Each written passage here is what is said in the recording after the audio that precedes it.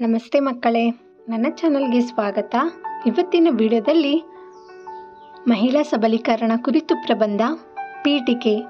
ಪುರುಷ ಪ್ರಧಾನ ಸಮಾಜದಲ್ಲಿ ಮಹಿಳೆಯರಿಗೆ ಇಂದಿಗೂ ಎಲ್ಲ ಕ್ಷೇತ್ರಗಳಲ್ಲಿ ಸೂಕ್ತ ಸ್ಥಾನಮಾನ ದೊರೆತಿಲ್ಲ. ಪುರುಷರಷ್ಟೇ ಸಾಮರ್ಥ್ಯ ಹೊಂದಿದ್ದರೂ ಹಲವು ಕಾರಣಗಳಿಂದ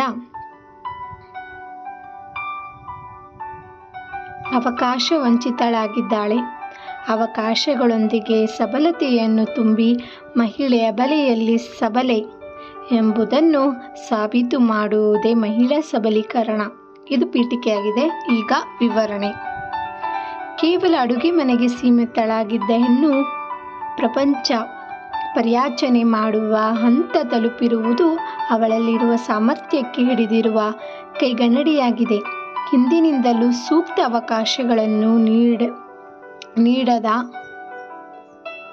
ನಿಮಿತ್ತ ಎಲೆಮಾರಿಯ ಕಾಯಿಯಂತೆ ಹೆಣ್ಣಿಗೆ ಸಮಾನತೆಯ ಗೌರವ ದೊರೆತಿದ್ದು ಯುಗದಲ್ಲಿ ಎಂಬುದು ಸರ್ವವಿದಿತ. ಪ್ರಸ್ತುತ ದಿನಮಾನಗಳಲ್ಲಿ ವಿದ್ಯೆಯ ಜೊತೆಗೆ ಆರ್ಥಿಕ, ಸಾಮಾಜಿಕ, ಧಾರ್ಮಿಕ ಸ್ವಾಯತ್ತತೆ ಸಿಗುತ್ತಿದ್ದರಿಂದ ಅವಳ ಹೆಜ್ಜೆ ಪ್ರಗತಿಯ ಕಡೆಗೆ ಸಾಗಿದೆ. ಸರ್ಕಾರದ ಯೋಜನೆಗಳು, ಮಹಿಳಾ ಆಯೋಗ ಮತ್ತು ಮಹಿಳಾ ಮೀಸಲಾತಿ ಎಲ್ಲ ಸೌಲಭ್ಯಗಳು ದೊರಕಿದ್ದರಿಂದ ಗ್ರಾಮೀಣ ಮಹಿಳೆಯರು ಸಹ ಆರ್ಥಿಕ ಮತ್ತು ಸಾಮಾಜಿಕ ಸ್ವಾವಲಂಬನೆ ಪಡೆದಿದ್ದಾಳೆ.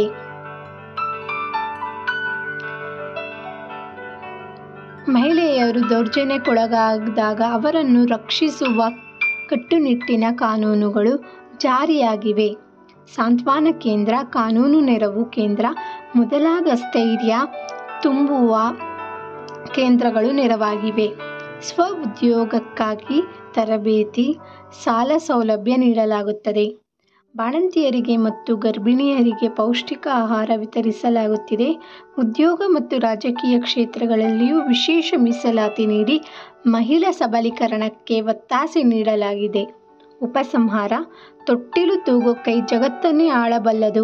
ಹೆಣ್ಣೊಂದು ಕಲಿತರೆ ಶಾಲೆಯೊಂದು ತೆರೆದಂತೆ ಎಂಬ ಮಾತುಗಳು ಬರೀ ಮಾತುಗಳಾಗದೆ ಕಾರ್ಯರೂಪಕ್ಕೆ ಶ್ರಮಿಸಬೇಕು.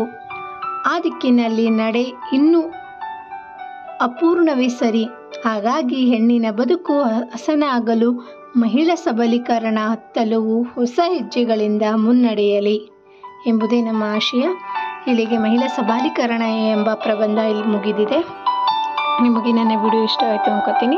ಇಷ್ಟವಾದರೆ ಲೈಕ್ ಮಾಡಿ, ಶೇರ್ ಮಾಡಿ, ಹಾಗೆ ನನ್ನ ಚಾನಲ್ನ ಸಬ್ಸ್ಕ್ರೈಬ್ ಮಾಡ್ಕೊಳ್ಳೋದು ಮಾತ್ರ ಮರಿಬೇಡಿ. ಮತ್ತೆ ಮುಂದಿನ ವಿಡಿಯೋದಲ್ಲಿ ಸಿಗೋಣ ಮಕ್ಕಳೇ. ಬಾಯ್ ಬಾಯ್.